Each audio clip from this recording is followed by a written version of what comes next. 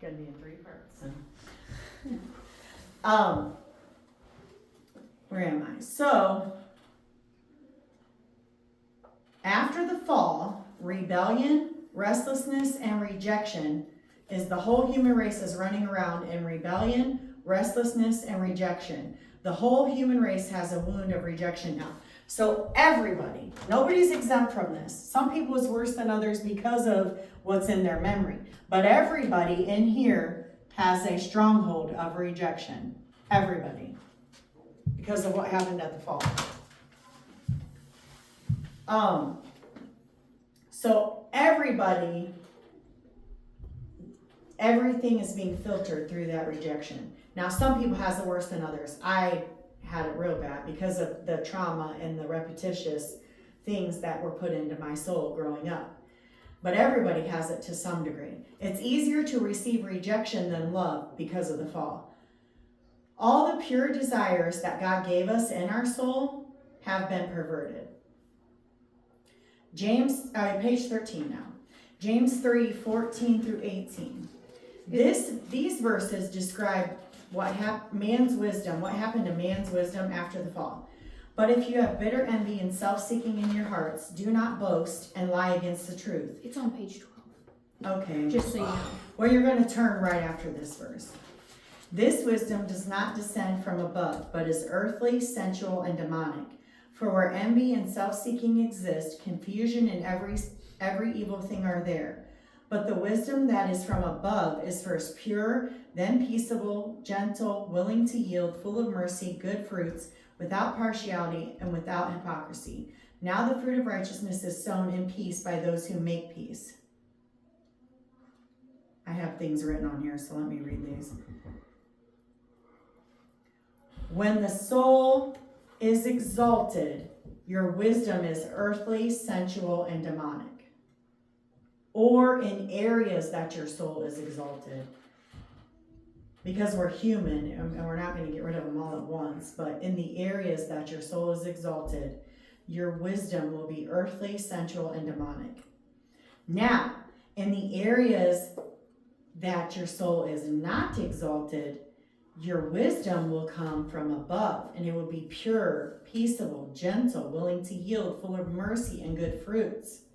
So that's why when 4 months or so after I first started this, people were like, what is different about you? Well, because my fruit changed, because there was something peaceable there. Do you see what I'm saying? Because my wisdom started coming from above instead of from speaking from out of there.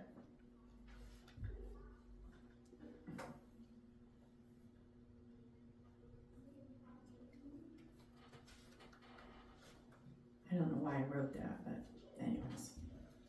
Had an example, but it don't make sense to me now, so who knows where that comes from.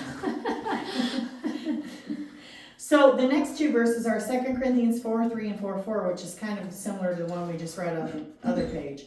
2 Corinthians 4:3 is, but even if our gospel is veiled, it is veiled to those who are perishing. And 4:4 is, whose minds the God of this age has blinded, who do not believe, lest the light of the gospel of the glory of Christ, who is the image of God, should shine on them.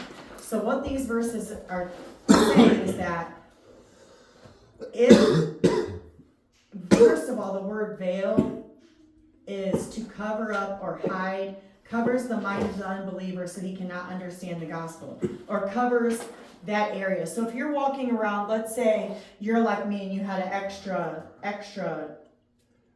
extra nasty stronghold of rejection, and so in that area, my mind, because your mind is part of your soul, is veiled to understand the things of God. It's veiled to understand the gospel in that area. My ability to see is distorted in that area because the soul is taking the place that my spirit should be taking. 2 Corinthians 10:5. This verse is casting down imaginations and every high thing that exalts itself against the knowledge of God, bringing into captivity every thought to the obedience of Christ. So a high thing, that's the pride that came at the fall. So anything that is elevated or exalted against the knowledge of God has to come down. Has to come down. So when you're full of rejection,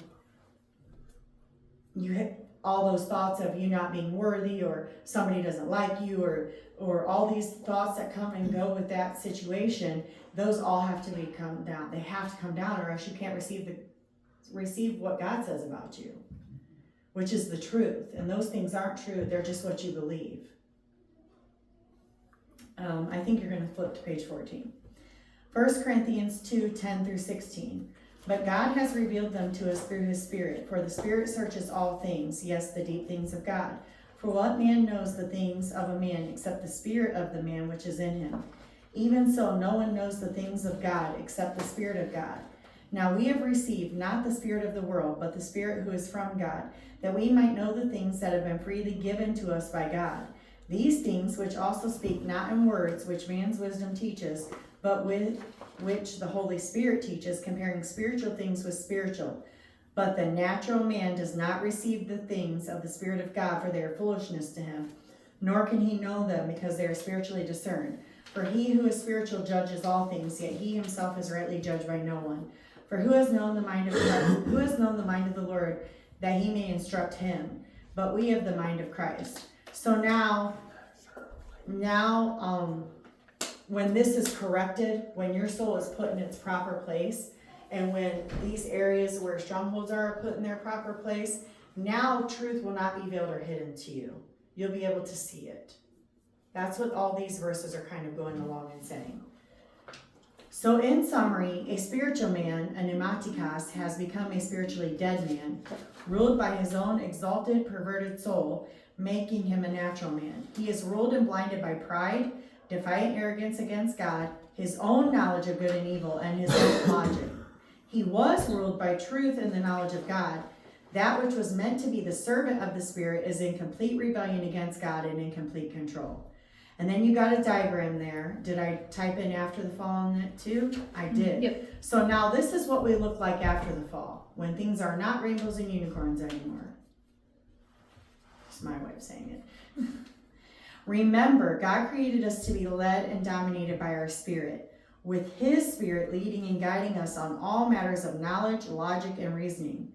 Our soul's primary purpose was to serve our spirit and enable us to relate to the natural physical world. The connection to the world around us was never intended to be the primary focus of our existence. I mean, we are literally consumed by fast, easy solutions for everything. We have fast food restaurants on every corner, and it's not good for you. You know what I mean? So like, we are literally, we're not even going to get into the food issue. We'll let Pastor Lori handle that first Friday of every month. But I'm just saying, it is literally around us. Like even using a microwave, that's not good for you. And it's because we want things right now, or we don't want to think ahead to lay meat out, or whatever. How's the microwave not good for you? Save that for Pastor Lori's class on first Friday of every month. Or I'll explain it to you later because you're my kid. Okay, cool. It actually is like really bad for you. Yeah. So feeling good, being happy, and all those things come first now, instead of pleasing God, doing his will, walking in the truth that he's given us about ourselves, about other people. Those things take a back seat. And yet with one decision, Adam chose to elevate both his desires and his own knowledge above God's. Knowledge, even good versus evil, was not the problem. It was now Adam would have his own knowledge, not God's. He and Eve could not restrain themselves from going after what felt good for the moment, from taking the bait of having godlike wisdom. They were not satisfied with being the created. They wanted to be the creator. And then that brings us into the whole, the seed trying to be tainted again, all over again, like happened in Noah's day. It's trying to happen all over again. The problem was not Adam and Eve's desire for wisdom and knowledge. The problem was coming out of God's lordship to find these things. Adam and Eve were honoring and choosing the will of the soul over the spirit. The role reversal was devastating. Now, does anybody have questions? Yes, Sam. How's the microwave bad for you? I'll explain that later. That doesn't pertain to this discussion. Does anyone have questions though, like about the exalted soul, and then now that you understand this, about strongholds too? Or about how the soul works even? When you gave the definition of exalted, what was that? Exalted? Yeah. I gave a definition of exalted. No, you didn't. I listed off Oh, all the things from the soul being exalted on page 12. Oh, so it's the stuff that's written underneath. Yeah, now it exalts most high self, Yep. relates to the natural realm, now ungoverned, exalts our own desires above God's desires, all that.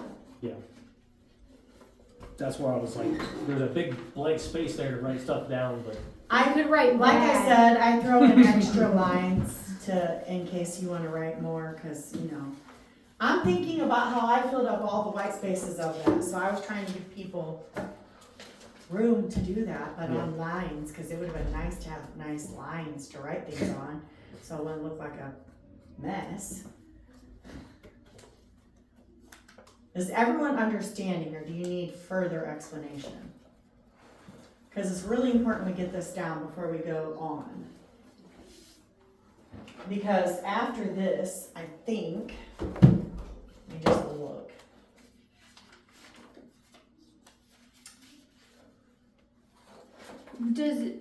When it's this question for the homework, it says explain the death of in Genesis 2:17. Is that like, does that mean like your spirit dying? What exactly does that mean? Why are you trying to jump ahead to the questions? Well, because I just saw it there, and so It's a spiritual death. That's A what it spiritual- means. It's oh. a spiritual death. Okay. Well, you got the answer right for next week. Well, now you all do. Sorry. So next week, what we're gonna talk about is what happens when Jesus came on the scene to the last 2 weeks of things we talked about with the soul, a transformable soul. So what can happen to your soul now that Jesus comes on the scene, or Jesus comes into your spirit? What happens? So that's what we're gonna talk about next week. Then the last, is it 6 classes? Yes. 3 are on how do we deal with the exalted soul, and 3 are on how we deal with the strongholds. Okay? So this is, these first few weeks, the first 4 weeks are all kind of laying a foundation so we understand how we operate and then how God operated. How God wanted us to operate, and now how he made a way for us to operate that way again. Because of Jesus. It's so exciting. I'm excited. I know where we're going though, so that's why I'm excited, I think. It's We're crazy going to 'cause, like, Jesus. I've already taken this class, obviously, and for some reason, it's like I'm hearing different things than I heard the last time. Yeah, that's what Greg said too. It is. And for me, I'm telling you, I have listened to Doug Sheets and the audio 30 plus times. And I still, today, when I listened to this section on the audio, heard something I never heard before. Sometimes I'll hear it and think, well, that's the first time I heard that. And I'll look at my notes and there I have it written. And I'm like, oh, well, I must have heard it because I have it written there. But then other times, I'll hear it and be like, well, that's not in my notes. When did he say that? Did he say that every time? So this time that happened when he was talking about the control and the fear, and I heard how he explained it, and I was like, oh, well, he explained that really well. It's very different than the first time. Yeah, and that's why I'm saying, like, I give you guys all this stuff. You can go back and watch it on YouTube again. You can go back and listen to him to hear it a different way than what I say it. The book says things way differently than the audio or me saying it. Do you know what I'm saying? The book he has written in such a light way that I don't know, I think it's very easy to read and just kind of flows with his stories. But he kind of jumbles up the chapters. They don't necessarily flow exactly with how we're doing things, but I try to match them up the best as I can. Yes. Isn't that how everything is though? Like you listen to a song the first time and it's never the Yes. same again. Yes. It's just, this is like a long thing, so it's like you're gonna realize a lot more that you forgot or didn't realize the first Yes. time because it's so long, you know. Tonight, this week's homework is only the questions on page 15. Read chapter 6. And then if you choose to, you can do your personality test and your love languages, and we can compare notes or talk about it if you want to. You don't have to. You don't have to share that stuff. You can keep it private. I'm sanguine. Probably. That's what I looked That would be at. I my did it. guess. If I were to guess without you even taking it, I would say that's my son right there. I did this. I'm sanguine, and then I'm also melancholy. Oh my gosh, I think your dad's the same. It's because. Pretty sure. Is this the one that we took online?